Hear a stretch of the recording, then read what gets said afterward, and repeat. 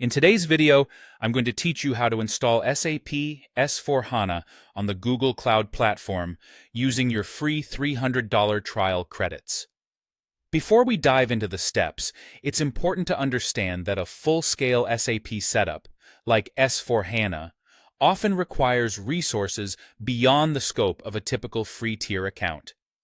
To successfully navigate this, you'll need to efficiently provision resources like CPU, RAM, and disk space, all the while staying mindful of your trial budget and managing your usage adeptly.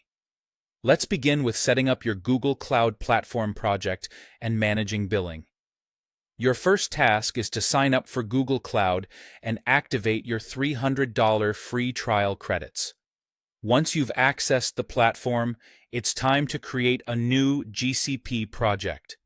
This project will be the environment where you will deploy and manage your resources. After setting up your project, there are a couple of essential APIs that you'll need to enable. These include the Cloud Resource Manager API and the Compute Engine API.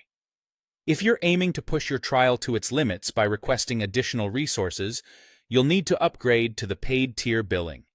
Don't worry, this doesn't mean you'll get charged immediately. You'll still be using your free trial credits, but upgrading is essential to increase your quotas. Next, you need to establish a service account within your GCP project. Head to the console, navigate through IAM and Admin, and select Service Accounts. Your service account will need specific roles assigned to it for managing and deploying SAP. These roles are Compute Instance Admin, V1, Compute Network Admin, and Compute Security Admin. As you create this account, make sure to download the JSON key. This file is crucial as it allows you to connect with the SAP Cloud Appliance Library, also known as SAP CL. Now, onto one of the most vital steps, increasing your resource quotas. In the Google Cloud Console, go back to IAM and Admin and select Quotas. Here, you'll need to request higher quotas for your specific region.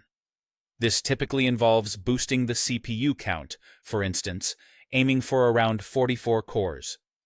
Additionally, prepare your persistent SSD storage.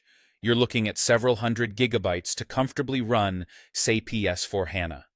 Fortunately, Google lets you activate and request these larger quotas, even while you're on the trial account. Simply initiate the request process, and Google Cloud should be able to accommodate your needs within the trial's framework. By following these steps, you can set the stage for installing SAP S/4HANA on Google Cloud Platform effectively. Remember to keep an eye on your trial budget and adjust your resource usage accordingly to avoid any unexpected charges. With careful planning and execution, you can take full advantage of the GCP trial to explore and experiment with SAP solutions. Let's get started and see your SAP environment come to life on the cloud.